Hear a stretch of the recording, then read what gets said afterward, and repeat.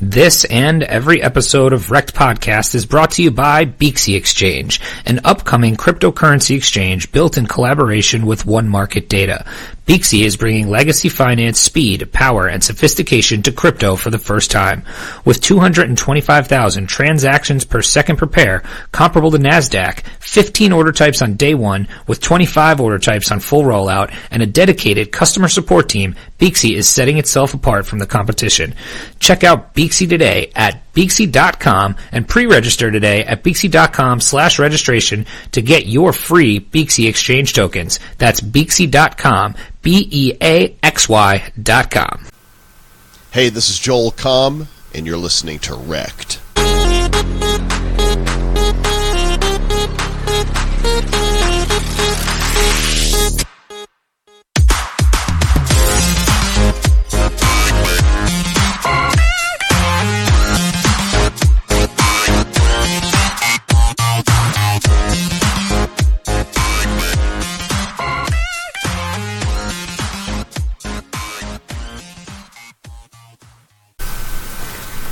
Hello and welcome to REKT Podcast. I am Bunchu Betts alongside my esteemed colleagues and co-hosts. Cynthia, how are you?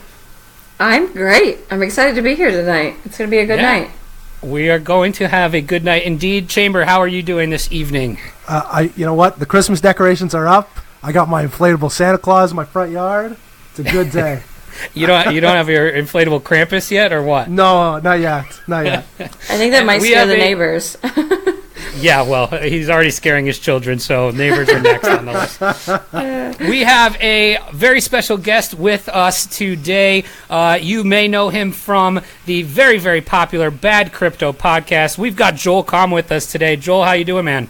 I'm good. I'm ready to get wrecked. Heck yeah, that's awesome. I mean, so let's just get right into it then. Speaking of REKT, what are your thoughts on the current situation of the crypto market? Well, we're obviously in consolidation still, and we all got wrecked, unless you sold. And now it's just a matter of waiting for regulation and waiting for ETFs and for the money that's sitting on the sidelines to jump back in. I am very patiently sitting on the sidelines for the most part at this point. You call me Captain Capitulation. See, I'm the opposite. I FOMO into all the dips. I feel like I'm going to miss every single dip, so I go hard at every dip. You've been buying dips since 17,000, though, Chambers. So. Crypto to me is only buying dips at this point. I don't know anything else. You've never known anything else. But anyway, so Joel, we are happy to have you. We like to kind of start off here always with our guests, just kind of getting a little background about how you got into crypto, where you started, your crypto journey, and how you kind of got from where you were to where you are now. Yeah, I actually remember a few years ago hearing whispers of this Bitcoin thing. And what's really interesting is I've made my whole career out of being a futurist and being first to market. And for whatever reason, I just didn't understand this idea of Bitcoin. I mean, I obviously understood currency being digital because I'd been using PayPal ever since there was a PayPal. But there's just, I didn't understand it because I didn't get this whole mining thing. What are there, little people inside your computer with the, ding, ding, ding, ding, chipping away at the chip? I didn't, how do you produce money out of nowhere? And once I understood mining, it was really almost 2 years ago, I want to say it was March or April of 2017, that I was like, I got to understand this. And I started going down the rabbit hole, and Travis and I, our discussions shifted from politics. The election was over, and that was all great fun. And it pivoted to, crypto. And every day we're messaging back and forth. What do you think of this Ethereum thing? And, well, what about, there's more tokens. And what about the price of Bitcoin? And I started investing a little bit. And after 3 months of that, our conversations, were so regular and often that he just joked to me one day, in Messenger, that we should start a podcast. And that I was like, hell yeah. And 2 days later, the show was born. That's pretty funny. We a similar situation. We went from concept to recording in, I don't know, 3 days, something like that, and we just jumped right into it as well. That's pretty funny. So, and you guys now, how long you guys been doing that then? How long has the show been going? Year and a half. It was July 2017. July 18th. Was episode 1, and we've done about 250 or so recordings. I was doing the math. I was listening to the last episode. By the way, yours is the first podcast. I'm a big podcast guy.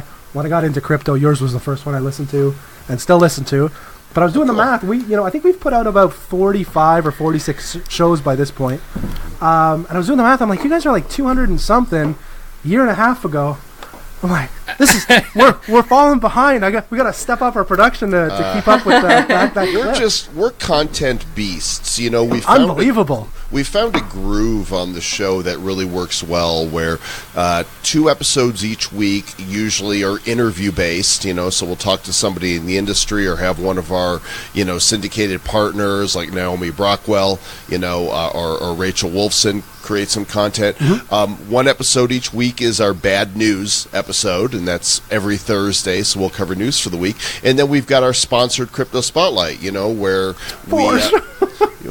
we never promote tokens. We're always really transparent if we've got a sponsor that wants an interview to advertise on the show. And usually 4 episodes a week. It's a lot. That's double what we got. Yeah. So, but that's awesome. So, I always joke too, but because to kind of echo what Chamber was just saying, you guys were one of the first ones I listened to. Also, when I got into the space, and I had been doing some stuff with whale reports way back. I still do, but when this was, I think, March or May or something, and I was listening in the car on my way to a meeting, and all of a sudden I hear you mention whale reports, and then you mentioned my name, and I was like, wait a second, what?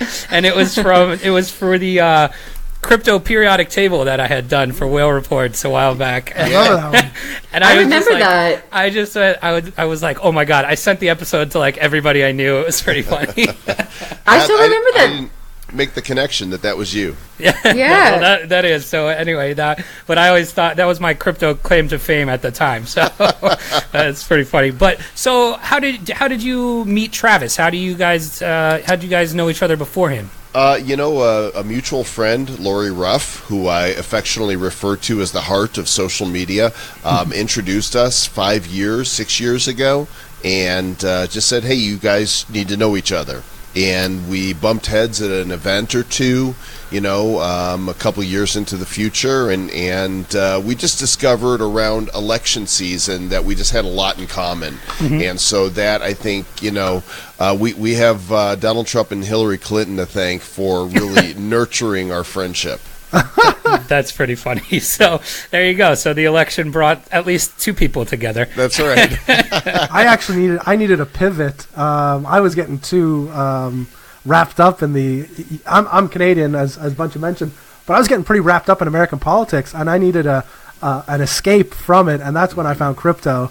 And having 2 separate Twitters and having an all crypto Twitter was a nice change of pace, because I needed to stop diving in so deeply with that. Yeah, it can get kind of agonizing, and I'm really glad our conversations pivoted. I mean, we still talk about what's going on. Of course, in the world, a little bit about politics, but our team gets down on us if we do it too much in the show. But if you don't know us by now, that we're a couple conservative, libertarian-leaning, guys that like to make fun of people that go off the rails a little bit. Then we're probably not the right show for you. Well, I think we have a lot in common in that sense, because we kind of are a little irreverent podcast at times. So definitely, but so for those who aren't familiar with you and what your career was before crypto, can you talk a little bit about that? What your career's been like pre-crypto? Yeah, I've been doing business online since 1995, so that really dates myself there. Built my first website in July of that year, and there was only like 18,000 sites in the whole web in 1995. So I got there really early, and since that time I've written 15 books. I've got a New York Times bestseller. I've been prolific in the internet marketing, affiliate marketing, social media marketing spaces. I've built applications, including one that went to #1 in the world in iTunes App Store. And I've produced video programs. I've done a number of different podcasts, and I'm a keynote speaker. So I work with a lot of big brands, and I get to travel and talk about all kinds of different topics. So no big deal. No, nothing major. Right. Nothing major. Yeah. Basically, I'm like I'm 12 years old. I like to play with all the toys, and sometimes I find my way into something that just is working and is really cool. I'm having a good time, and I share it with others, and occasionally people will follow what I do. That's awesome. Fantastic. I don't know if I can read 15 books, let alone write them. So, no joke, Bunchu. Until I found Audible, the audiobook. Yes. I'm telling you, I've probably read. This doesn't say much about me, but non-school books, like have to read required reading. Yeah, Right. Probably a half a dozen books since Audible. I don't know, 50, 65 books. Like it's a huge difference. So apparently my reading ability was very low. Yeah, I'm a big Catcher in the Rye fan because it's probably the last one I actually read. Mine was To Kill a Mockingbird. It's all right. That's pretty funny. But anyway, you did just come out with a new book recently, right? Yep. I did. I think I see it behind you. Well, this is actually the book right here. It's called The Fun Formula. And it's kind of the anti-hustle and grind book. I'm really tired of hearing this mentality that you got to work your tail off all the time. Yes. If you want to succeed. It's agonizing. I could hear it, in your voice, India. You're like, oh, it hurts. Make it stop. And I reverse engineered my almost 24 years in business online now, and I've discovered that all the times that I really busted a hump to get something done, those were not the times I had the greatest success. The greatest success actually came from the times where I was pursuing something that I really was passionate about, where I was having the most fun, and at the right time, magical things happened. And so the least amount of effort with the greatest amount of heart actually has led to my greatest success again and again and again. Yes, that's pretty I love cool. that. I love that. Yeah, that's awesome. So anybody out there who hasn't checked that out, be sure to do so. The Fun Formula, that's pretty cool. But moving right along, Joel, we wouldn't be REKT Podcast without asking you some of your best crypto REKT stories since you've been in the space. Do you have any times where, whether it was a learning curve or, just somewhere you just didn't know what you were doing and you ended up getting wrecked? Oh, well, I mean, all you got to do is look at what happened last year leading up to early January. And we all should have sold, right, at the top. Yes. We should have seen Charlie Lee sold all his Litecoin, and we're going, but we're going to be okay. I'm not a new investor. I've invested in stocks before, but I'm not a good investor.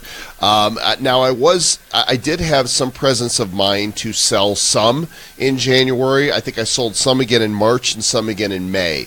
But, looking at that chart, this parabolic whoop, as like, how in the world could anybody look at that and not realize that a correction was coming? It had to be. Me? It's pretty... You guys talking about selling in early December. Pretty interesting to look back on now because we all thought the same thing there. And I've like I said, we listened to your show, and you guys have had Charlie Lee on a couple times, and you were at World Crypticon and you had him on the panel, and you guys like to bust his chops for selling all his Litecoin, but in hindsight, doesn't that look like the smartest move on the face of the planet? Absolutely. So I join the legion of others who have gotten wrecked and might continue to get wrecked. Look, I'm in this for the long haul. And I know there's going to be ups, there's going to be downs, and I don't know if it's going to be, 2019, but not being a financial analyst or a, licensed financial advisor, which is why we never give advice on, people ask us all the time, what do you think of this? What do you think of that? And I think, do your own due diligence. That's what I think.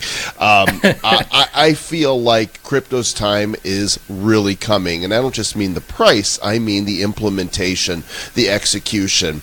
And so this, when I got into crypto, I remember thinking this feels like it felt like when I was building my first website. This smells like that. That's pretty awesome, especially to hear from somebody like yourself who has been through the .com and the internet and all of that, because for a lot of people in the space, you see a lot of younger people where, like myself, I was a kid when that was all happening, so like I didn't get the same, I don't have the same feeling because I've never seen it before, you know what I mean? So to hear someone like yourself say that is, I think, pretty interesting. I remember the run up. I remember building that site, and then people started talking about the web in '96, and in '97 I started making real money. In '98 and '99 were crazy, off the rails, crazy money in affiliate income. I mean, this was the day when people were raising millions of dollars. Sounds familiar, right? Right. And they didn't have business models behind them that could really prove their concept and what they were doing. Like, for example, I remember drugstore.com. They were, in order to get new customers, they were giving away a $10 bounty for every new customer you brought to them as an affiliate. And they were giving the customer $10 off their first purchase of $10. So, I mean, I sent them, I must have made like 30 grand just telling people, giving away $10 worth of, something they could go buy at this online drugstore. Well, they didn't last. So I remember when the bubble burst and everybody was laying off people, and there was businesses that had no business being in business in the first place that went out of business. And so that was 95 to 2000. Now take those 5 years and compress that into a year, and you've got the ICO space. Now, it took really 4 years for me to recover. I kept doing business. I'm glad that I saved money during the salad years because it got really lean. But it took 4 years for my online business to really take off again, and then it took off like crazy. Now, if we're going to compress those, let's say, 3 years of internet boom and then 4 years of bust, well, what was the crypto boom? It was about 5 months, maybe 6 months. Well, if we're going to liken that to the corollary being crypto and the .com bust, we're looking at about 8 to 10 months, maybe a year, and we're already. How long's this been going on? Probably about 6, 7 months. Yeah. Now, they're not going to be one-to-one. It's not going to be direct. There's different, variables in play now that weren't in play then. It's a different market. But, again, it feels the same to me. Yeah, that's pretty interesting for sure. Well, look, and the way that I see it now, too, is if I kind of welcome the bear market a little bit because it was a huge learning experience for me in the first place to kind of see this bubble come down. And then now, I got wrecked, sure, just like everybody else. but you've learned a lot along the way, and I think, and honestly, it's led us to doing this show, and the show has been a huge learning experience to begin with as well, or just to we get to talk to a lot of awesome people who have so much experience, and put something out there for other people to hopefully learn from, and avoid it in the future the next time it happens. Right. Don't make the mistakes we've already made. We've been there and done that. Exactly. Right, Chamber? Isn't that that's pretty accurate, right? Don't do what I do. I try to be the poster boy as much as I can for those people. Do as our guests say and do, not as we do. Correct. We're just the facilitators, right? Exactly. Well, don't listen to me. I mean, I'm just a monkey with the microphone figuring this out as well. You know, you're just an older monkey. We're just baby monkeys at this point. Yeah, We have to. Oh, that's so funny. But yes, thanks for sharing that. So now's the time we will get to some news.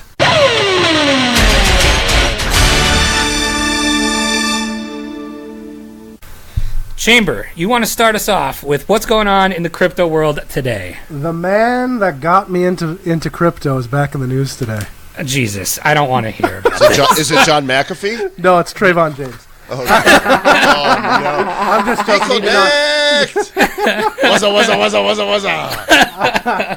That's even worse. I had my own Trayvon James. What did Trayvon do now? Okay.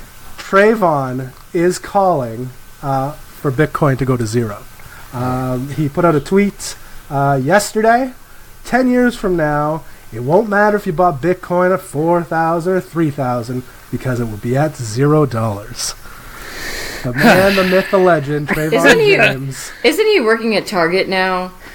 I don't know if that was real. I'm not sure if that was real. I saw something like that, but I'm not sure if that was actually factual. Wait a second. Wasn't Trayvon one of the ones that was pimping BitConnect? Oh, yeah.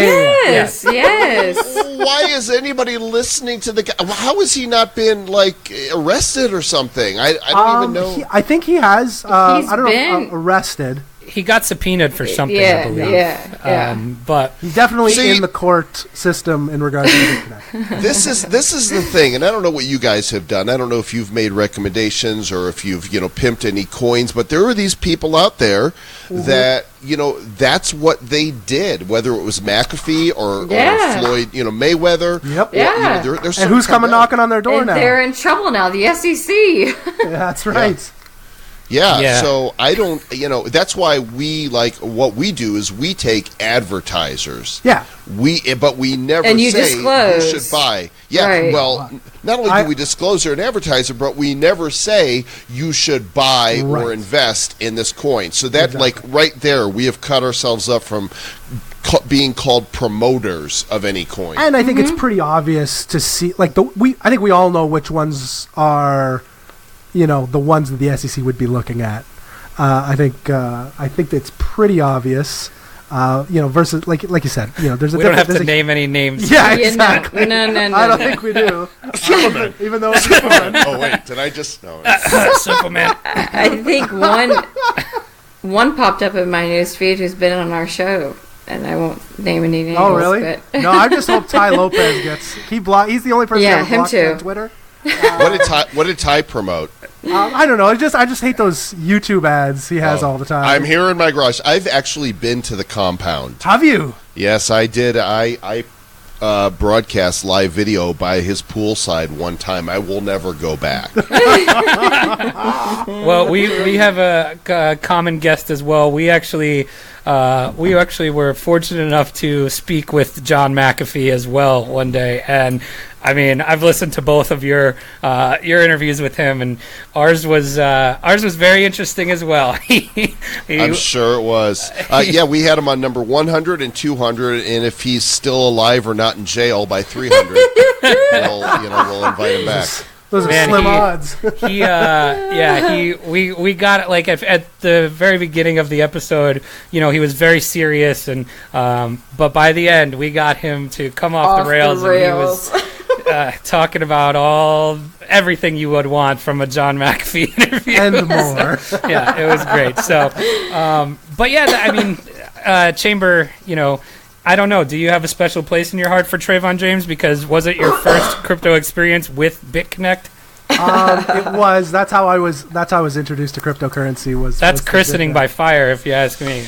I didn't participate, and I participated in a lot of other shitty ideas. But, christening by scam. It's the best way to get in, really. I never did it. Never touched it. It was like... Well, it's because you're an intelligent man, Joel. This is... Well, it might be because I've seen network marketing before, and I've seen the scams. Some of it just has to do with experience and being more seasoned. Yep. And knowing that this ain't good. No, yeah, that's I mean, a very good point. You're seeing. What is that? I think Cynthia's filing her nails. Oh my God, you can see me now? No, I hear you. We hear you filing your nails. Yeah. Is that what I thought somebody was writing something. I nailed it. Something with your nails. No, I'm not.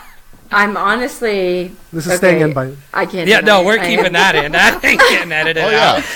She just got wrecked. Joel catching Cynthia filing her nails Joel, is a fantastic... good call. Holy hell. That's so funny. I was married a long time. I know that. That's so funny. But so we'll move on to our next one here. So I have one from ccn.com here, and it kind of plays into a little bit what Joel was saying earlier about mining. So the Bitcoin mining difficulty just saw its second largest drop in history. So, Joel, you had mentioned the mining a little bit before, and that's kind of how, you got your head wrapped around what Bitcoin is. And we're seeing these... we're seeing everybody talk about, okay, the hash rate is declining. And you also see all these arguments about, hey, well, if the cost of Bitcoin or if the cost to produce a Bitcoin is around $4,500, that's kind of where the price floor should be. But obviously, we are now below that $4,500 level here. And in the last month or so, we've seen the hash rate drop pretty significantly. So the hash rate now is like I mentioned, the second largest drop in hash difficulty since November 1st of 2011, when it was down 18%. So this month it was down 15% in difficulty. And what you're seeing here is a ton of smaller mining operations, kind of going through that same capitulation where it's not profitable for them to mine. Their costs are too high or anything like that. And you're seeing these huge farms that are able to stay in business. But, some of these guys are finally having to capitulate, which is pretty interesting. Yeah, I mean, Are you going to sell me your rigs for pennies on the dollar? Well, I mean, to be completely honest, I've stopped mining because of the same reason. So I was mining Ethereum and Ethereum Classic, and we had to shut down because we had, our energy cost. I mean, I'm not like a huge scale guy, so But you're like you'd be one of the ones that you're talking about, right? Like pretty. Like, not just running a couple of computers in your basement. You know sure, what I mean? we have, 60 cards that we had. So, like, that's pretty big. For a normal, for a... Some Joe Schmo? Yeah, right, exactly. So, but we had to turn it off. We couldn't be profitable, and we don't want to mine at a loss. So we turned ours off. But I don't understand. I've been in crypto at a loss since I've been in crypto. Well, right, yeah, but I think that's different than mining at a loss and having your investment go down. I think are a little different. If I could pull the plug to stop the bleeding, I would too. Right, exactly. So you don't have to. But I think it's interesting here. So you're starting to see that. So Joel, you got any opinion on the mining situation out there? Well, look, if the big miners are exiting, guess what that does for the small miners who have been locked out? Mm-hmm. It gives them an opportunity to enter and mine again. And actually, I think what happens is we get a more decentralized Bitcoin. How can that be a bad... It just, to me, there's a checks and balance built into it. Great. Hey, if these big guys, the guys with all these ASICs want to go... hey, Jihan, woo-woo. If it doesn't work for you right now, that's fine. Woo-woo. Pull the plug, because there's a lot of people that would, start mining it. There's the less it's centralized, the more people are going to be mining it. So I'm fine with it. Yeah, I think that's a really good point. The more miners you get out there, obviously, the more decentralized it becomes, and I think that's good for everybody. Cynthia, do you have a news story for us? I do. It's kind of news. It's kind of just a amusing. Is it that your nails are done? Is that... You know what? I'm never gonna live. I'm never gonna live this down, Joel. Thank you. I really am not. For you. Yeah, exactly. The hashtag, Jesus is gonna call me out. Today's episode. The hashtag for today's episode is nails on fleek. I'm going with that. Oh my God, you know, Raptor Jesus. You better be painting bitcoins on your nails or something. Yes, I've got a different crypto on every nail. Awesome. Hashtag Katy Perry. Yeah, exactly. Okay, so it actually came from Whale Report, Spunchu. There was a link from the Signal group and Telegram that's been floating around that someone just moved 66,000 bitcoins from an address that hasn't been used since 2014. So obviously I clicked on the wallet, and it's kind of misleading. There has been very small amounts of Bitcoin moved multiple times a month, but very little, like 0.0000, amounts of Bitcoin. But the last big transfer was in 2014, and then all of a sudden today, 66,233 Bitcoin were moved from this wallet. So it's Imagine kind of having interesting. that much Bitcoin. Right? Yeah. That was not me. Just saying. Me I either. wish it was me. For the I do. record, was not Joel or Bunchu. I don't know. Do you really? I think about having that kind of money, and I mean, I don't have that much. I mean, I do a podcast. I don't have that much. I do a show, but that just puts such a target. Every time I meet these guys that have a lot, like they have bodyguards, and everybody. Somebody's knows. going to saw off their fingers to get to their private keys, and I don't know. I don't have enough to make it worth. My fingers aren't worth that much. They're just not.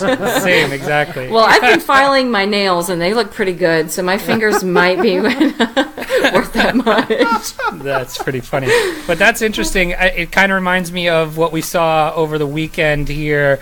Did you guys see that the peer-to-peer network website had the Satoshi profile active for the first time in like 8 years? No, I didn't see this. Oh, it was all over the place. We'll tweet out a link because I don't have it handy on me. But apparently the Satoshi profile for like the peer-to-peer foundation or peer-to-peer network. I'm probably getting that wrong because I'm just flying off the cuff here because it reminded me of people were this weekend saying, Craig Wright, did you buy that? But it's pretty interesting to think about there too. And then I just have one more here just because I saw this one earlier, and I know that Joel and Travis have talked about these a lot, so I want to get his opinion on this, and we've actually talked a little bit about it already on the show, but these Elon Musk crypto giveaway scams. So we've seen them happen with, these Google accounts, and everything like that, and these scams. Stop it! But they're getting more sophisticated. So I guess this weekend, Elon Musk, the hackers or the scam artists actually went as far as to create their own website here and use the Tesla logos and everything like that to kind of scam people. They created a website called SpaceX.delivery, and they basically were telling people, hey, the classic, send us X ETH and you'll get 10 or 20 back. They had fake Ethereum transaction logs on the website to prove that they were actually sending out transactions back. But if you dug a little deeper, you would see that they weren't sending anything back. But Joel, I know you guys talked about these scams on your show and everything. Can you give the people, some things to watch out for, your opinion on it, everything like that? Yeah, don't be an idiot. I mean, there's my advice. Don't be an idiot, because if somebody tells you, write it down. Tattoo it on your arm. If somebody tells you you're going to send in crypto and you're going to get back more, what? Well, right, exactly. How? Why? Why? It just doesn't make any sense. It just appeals to people's greed and their inability to understand that you don't get something for nothing. Right. Exactly. And I mean, I don't understand why anybody would be sending away money to get back money. I don't as far as I know, I don't even see scams like that in real life with fiat. Like, I don't know where these scams are being based off of. Well, there used to be. Was the Nigerian prince that? Yeah. Yeah, right, exactly. Well, the Nigerian prince one is like, you have to send me money for the lawyer fees, and then I'll unlock I will give all this you money. 10 times the ETH or something, right? Exactly. Exactly. Yeah. We had it happen too. We had people making bad crypto accounts saying that we were giving away ETH. So now if you'll see our account is bad crypto, not giving away ETH. Yeah, it's crazy. I wish we could have a REKT podcast not giving away ETH. Well, I mean, we just rename we can. We'll just. You think people will check to see if there's another one? Because that's how you know you've made it when you're not giving away ETH anymore. No, I don't think. Look, if we're ever big enough to have ETH scams in our name, we will make sure that people know we are not giving away ETH. Nice. But anyway, so that's going to do it for our news segment. We are going to now have a little fun with Mr. Joel Comm here. And, you and Travis are... name a more iconic duo. I dare you. I'll wait. So, you and Travis are an iconic duo. There's a great chemistry there. We are going to play a little NewlyREKT game. So, by the way, I can name more iconic duos. No, I don't think so. I don't. Yeah. Just being humble, Joel. Salt and Pepper. Oh, wow. Yes. No, that's a trio because we can't forget Spinderella. Laurel and Hardy. Abbott and Costello. Bacon and eggs. Bacon and eggs. So we are going to play the NewlyREKT game. So we had sent you guys some questions a little while back towards Thanksgiving to answer about each other, and so we are going to ask these questions to you, and you are going to answer what you think Travis answered, and we are going to give the same to Travis when he's on with us later in the week, and we'll tell you how you did here. So you are going to give us Travis's answers. So question number 1. There's 10 questions here. Question number 1. What would be Travis's favorite altcoin? Probably. So if I would have answered it earlier this year, before the collapse, it would have been Dragon Coin, but Dragon Chain. I would say now his favorite altcoin would be Stellar Lumens. That is correct. Excellent. That is correct. Ding, ding, ding. Yes. So my favorite. 1 for 1 there. 1 for 1 there for XLM for the favorite. I like how he called the altcoin. audible on Dragon Chain. That's good. All right. Question number 2. What is Travis's favorite movie? Travis doesn't watch movies. He gave an answer. Oh, really? Because every time I make a movie reference on the show, like I make movie references, I just did it again, our last recording. I don't remember how I got there, but I said, leave the gun, take the cannoli. And what's that from, right? Yeah.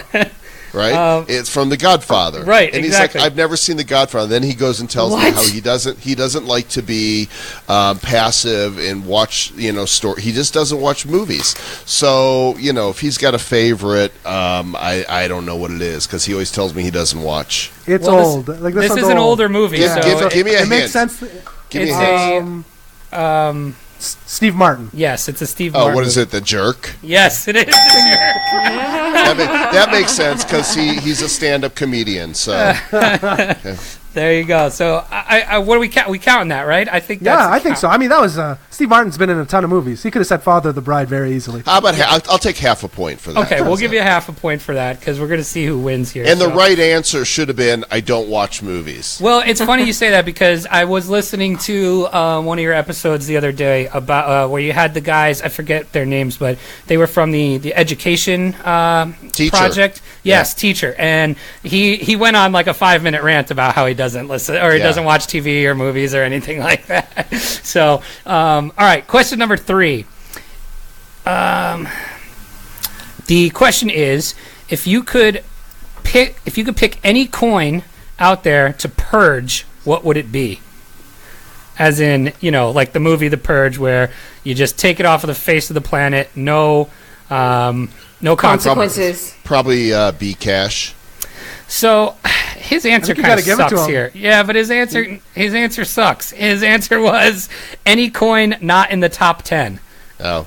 So, I mean, that's correct. Bcash is a coin. It is in the top 10.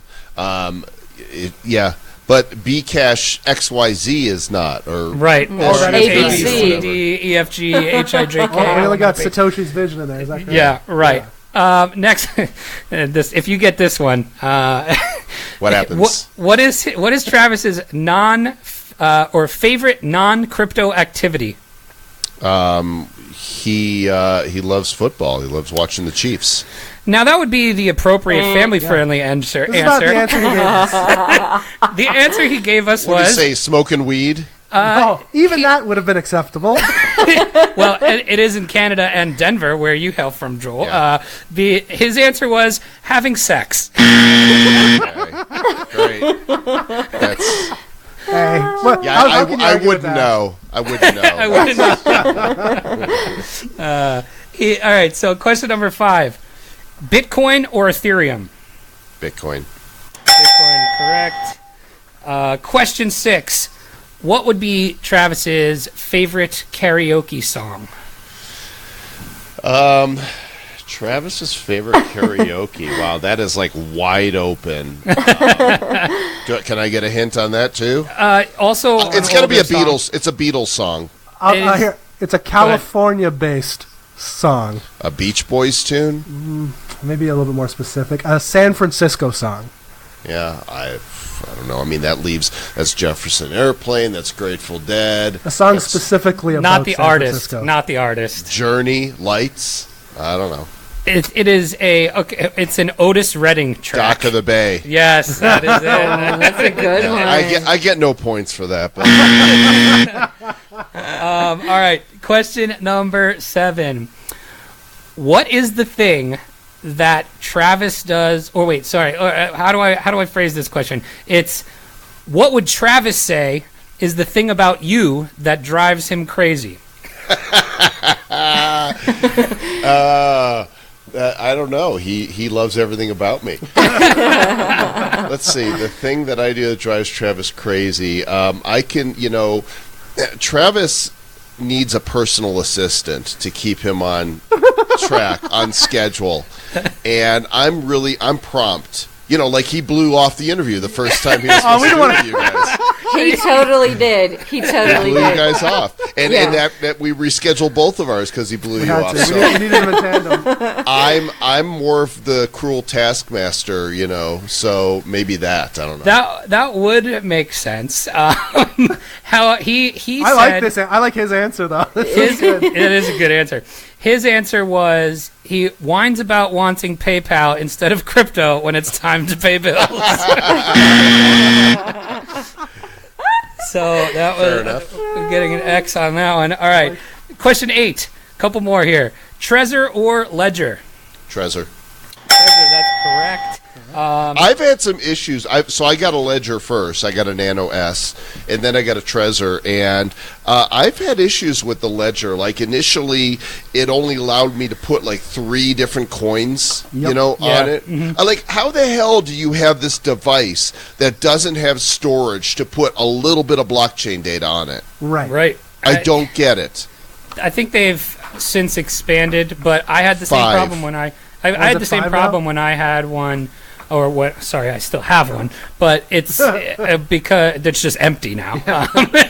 But I don't get it. These little software, you install the wallets and they don't take up a lot of space. You click boom and it goes installed.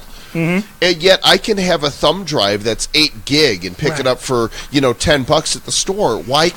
I don't understand it. Doesn't seem that complicated. Nope. I'm with you. All right, so you got that one correct. 2 questions left. I liked this one because you guys always talk about this on the show. Who would Travis say asks better interview questions? He does. Yeah, that's what he answered. That's correct. That is correct. And then the final question here, we asked these, like we mentioned, around Thanksgiving time. So the last question was, what would be Travis's favorite Thanksgiving food? Well, I mean, he's a burly guy. How do you not like the turkey? It might be something else, but, I think turkey's like the default. He answered pumpkin pie. That also makes a lot of sense. Yeah, I thought you were going to get it when you said that. Yeah, it would apply there. All right, so let's see how you did. You got 1, 2, 3, 4 and a half. Is that what you got, Chamber? I got 4.5 correct. Can we get an official ruling here, please? We'll round up to. We're going to give you number 2. We're going to give you the jerk because I think you're going to have that one. I felt like that was a good ratio of hint to answering. Right. So 5 out of 10. We're going to ask these to Travis when we talk to him. What your answers were, and we'll see who did better. But we'll tell him you only got 5 and make him overconfident, and then he'll get 4. Everybody wins. You never know here because some of Travis's answers were very vague. Like the which coin would you purge? He didn't really give one specific coin, so you were kind of doomed from the start there. Well, wait, you didn't give me a half a point for Bcash? That brings it to the full point. All right. So there you go. Half points. That's your 5 points there. Fair enough. Anyway, that's awesome. So thanks for playing with us there. That's going to do it kind of for our segments. We definitely want to give you the floor we appreciate you guys coming on. Anything you want to talk about, anything, how can people find you, anything like that, the floor is yours.